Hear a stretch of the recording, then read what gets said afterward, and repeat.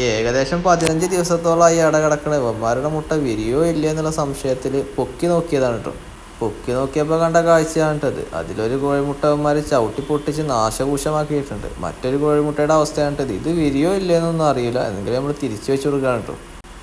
അതുപോലെ തന്നെ വിരിയാൻ സാധ്യതയില്ലാത്ത ഏകദേശം 5ഓളം കോഴിമുട്ടകൾ നമ്മൾ ഇതിനടുത്ത് ഒഴിവാക്കിയിട്ടുണ്ട്. വിരിയാറായ മുട്ട കുലുങ്ങുന്നുണ്ടെങ്കിൽ അതിൽ റിസൾട്ട് ഉണ്ടാവാനുള്ള സാധ്യത വളരെ കുറവാണ് കേട്ടോ. നമ്മളങ്ങനെയാണ് കേട്ടോ റിസൾട്ട് ഉണ്ടോ ഇല്ല എന്നുള്ളത് ചെക്ക് ചെയ്യണത്. കൂടിൻ്റെ ഒരു മൂലയിൽ കിടന്ന മരക്കഷ്ണം പൊക്കി നോക്കിയപ്പോഴാണ് കേട്ടോ ഇവന്മാർക്ക് ഏറ്റവും പ്രിയപ്പെട്ട ഈ പുഴുക്കളെ കണ്ടത്. നമ്മുടെ കയ്യിലുള്ള ഏകദേശം 10 പെട്ടകളുടെ പൂവനായിട്ട് നിൽക്കുന്നതായി പുള്ളിപ്പൂവനാണ് കേട്ടോ. മുട്ടയിട്ട് കിടക്കുന്നതിനിടയിൽ വിശ്രമത്തിന് ഇറങ്ങിയതാണ് കേട്ടോ നമ്മുടെ കയ്യിൽ നെയ്ക്കട് പെണ്ണ്. അങ്ങനെ നമ്മുടെ പുള്ളിപ്പെട്ടയുടെ നീക്കങ്ങൾ സൂക്ഷ്മമായി നിരീക്ഷിക്കുന്നതിനിടയിലാണ് കേട്ടോ അനാഥമായി കിടക്കുന്ന ഈ കോഴിമുട്ട കണ്ടത്. എന്തായാലും അത് ഇവരിൽ ഒരാളുടേതാവാനാണ് കേട്ടോ സാധ്യത കൂടുതൽ. മഴ കൊണ്ട് വിരിയാൻ ഒരു സാധ്യത ഇല്ലാത്ത നമ്മുടെ നെയ്ക്കറിനേക്കിൻ്റെ 2 കോഴിമുട്ടകൾ വിരിഞ്ഞ സന്തോഷത്തിലാണ് കേട്ടോ ഞാൻ.